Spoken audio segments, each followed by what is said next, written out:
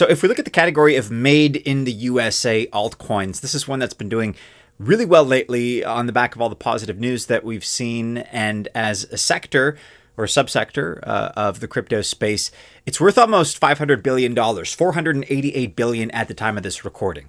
Most of us are small investors, and the fact is that we can't invest in every single American project that's out there. And that begs the question, how do we choose the best ones? Today we're looking at two of the top made in the USA altcoins, Ripple and Hedera.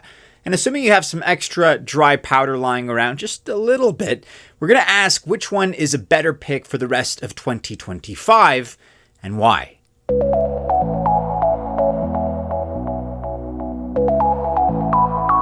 Welcome to the channel. My name is Maddie and this is Altcoin Buzz. All the best of luck if you choose to invest. Ripple, XRP, Hedera, HBAR, otherwise, I wish you well, genuinely. Just remember that I am not a financial or investment advisor, which means by extension that this video is not official financial or investment advice. All right, so if we're going to be considering Ripple and Hedera here, I first want to look at how they've done recently in terms of contextually what's new with them as projects, but also, of course, how their tokens have done in terms of price performance. We're going to look at two time periods here. First, we're going to look at the last year, and then we're going to look at the returns in 2025, so year to date so far, and we'll compare the performances head to head. For XRP, this is one that's really crushed it in the last 12 months. It's actually up an astounding 400% over the course of the last year.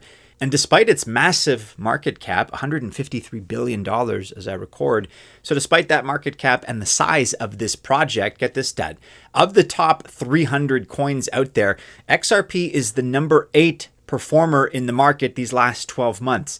Number 8 in the top 300, despite being $150 billion plus in market cap. To put that into perspective, that's better than SUI, S-U-I, better than Monero, better than Bitcoin, who's still up 65% over the last 12 months. That's good. Virtual's protocol is the only non-meme coin with a better track record, a better performance versus XRP in the last 12 months. So I think it's understood, generally speaking, that, yeah, this is a project that's done well. But I mean, that just frames it in a very clear sense, just how well it's done. It's been a phenomenal year, a phenomenal run for XRP and for Ripple. And we see it in the chart here that the climb started in mid to late November, I guess, early December. Not coincidentally, this is in line with Trump's clear victory in the election. And then along with its correct implications that the next SEC would settle the XRP case and be more friendly to work with in general, work with cryptocurrency, that is. So the SEC and cryptocurrency being more cooperative. Both of those turned out to be true, by the way, which have further resulted in positive price appreciation for XRP. Now, the increasing clarity for XRP's future as a result of the upcoming settlement has been a boon for the XRP army, because if we zoom in a little bit more, we look at returns over the last 5 months, they're good, but more modest. Because as I just said, really the huge push has been since November.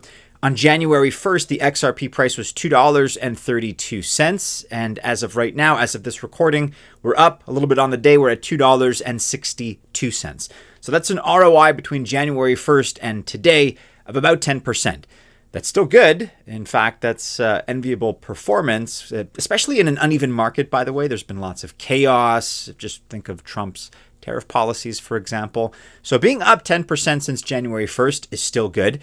But 10% is certainly not equivalent to 400%. So it's been a better year for Ripple and XRP than it has been a year-to-date performance. Let's now consider Hedera over the course of the last year, the last 12 months. The token is HBAR, of course, HBAR. Now, we know it did not do as well in the last 12 months as XRP, but it still had a very respectable 91% ROI, return on investment, over the last year. And that's good. That's very, very good. Not in the top 8 among the top 300 coins, but 91% in a year is excellent. Its huge push happened in mid to late November through mid-December as well, so actually overlapping there for the most part with XRP. And HBAR is mostly non-trending since that time, really moving between 15 cents and the recent high that it hit at 37 cents. Appropriately, I guess, in terms of what I just said, it's flat on the day at 21.01 cents. So we're kind of in that range. Again, 15 cents to 37 cents, which is pretty wide as far as a range. And again, non-trending. There is solid support that exists at 15 cents. HBAR has held up above that, and it's been on perhaps an underwhelming, but still a slow and steady rise. Now, on January 1st, the price of HBAR was 29.4 cents.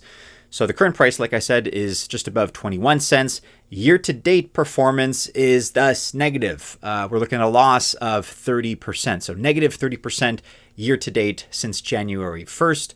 So HBAR's results are not as good as XRP's in the last year, up 91%, but down 30% year-to-date since January 1st in these last few months. If you are an American watching this video, I'm talking to you, because we found an exchange that gives you the best of both worlds. If you want to trade spot markets on over 400 trading pairs and without KYC, you can. If you want to trade perpetual markets on over 150 trading pairs with KYC, that, by the way, accepts Americans and Canadians too, by the way, then you can as well. The only exchange that we've seen in the market that lets you do both simple spot trading without KYC and perps trading with KYC that Americans can actually use is BYDFi. And they have a great new promotion going on right now in which you can win a Rolex. BYDFi gives you all the tools that you need without the crazy requirements. And right now that promotion means you can win some great prizes, again, including a Rolex. The promotion goes from now through June 6th. So you still have time to take part. After you sign up for your BYDFi account or log in if you have one already, here's what you have to do. If you trade at least $1,000 worth, then you get a $35 bonus credited to your account. But prizes move up from there and include AirPods, an iPad, a new iPhone 16, a cool Louis Vuitton backpack, and again, finally, a Rolex Submariner with a retail value of $10,000. Those are some sweet prizes for doing what you'd already likely be doing anyway, by trading on a tier 1 exchange like BYDFi. If you haven't checked out BYDFi yet, now is the time given these incentives. Just use the link below to sign up, don't KYC, and start trading to get your bonuses. Let's talk about both projects now in the context of recent announcements and what they have planned for the future.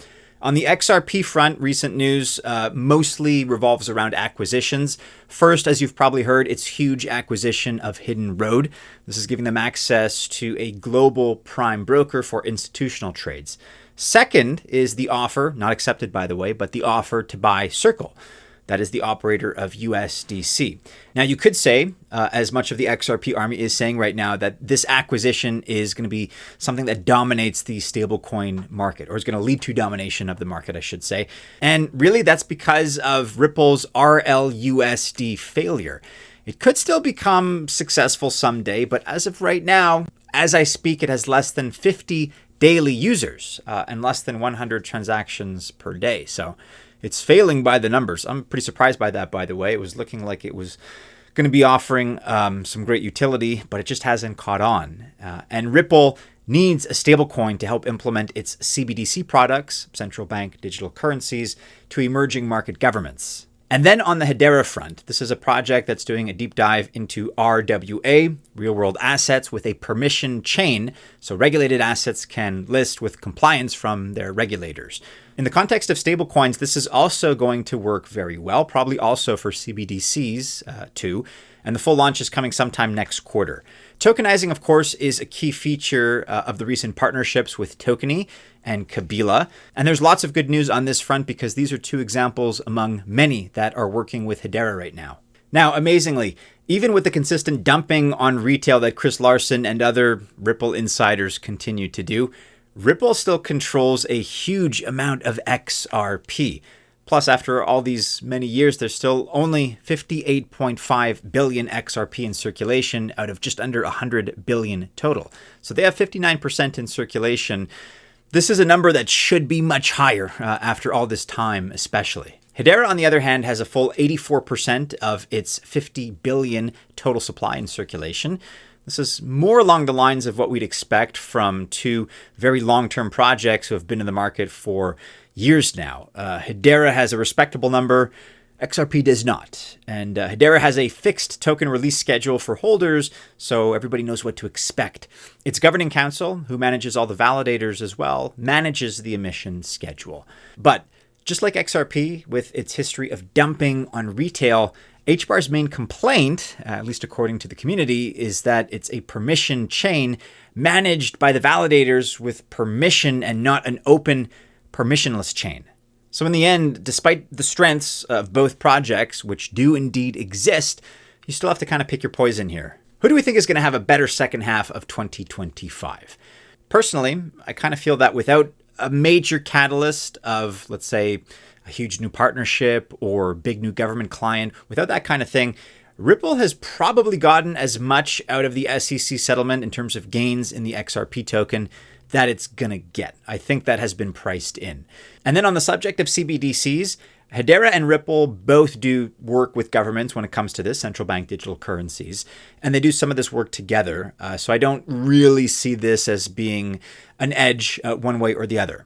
But a strong differentiator here, as we've seen, have been the tokenomics. Better positioning and the fast-growing RWA sector give Hedera and its HBAR token an edge for me in this category. So at least for the rest of this year and the current or upcoming altcoin season, I don't know about future cycles. Maybe we can pontificate about XRP and Ripple getting into the Swift business, but that's not something that's going to happen tomorrow or next week or next month or next year, I'd argue. But as it stands right now, for the rest of this cycle, the rest of 2025, I'd be more comfortable investing my remaining dry powder in HBAR, HBAR. And above and beyond these reasons that I've listed, of course, we have to consider that the market cap of HBAR is a lot lower than that of Ripple XRP. So that's an added bonus. Your capital, your investment's going to go further here. Of course, we're fans of both of these projects. I expect both of them to be profitable throughout the rest of this cycle. I just feel that HBAR has a higher ceiling right now. That's my choice. It's Hedera. Let me know if I've made the wrong decision here. Be sure to join the discussion below. Check out our sponsor below, and also be sure to check out our Discord and X discussions. You can find those links in the description of this video.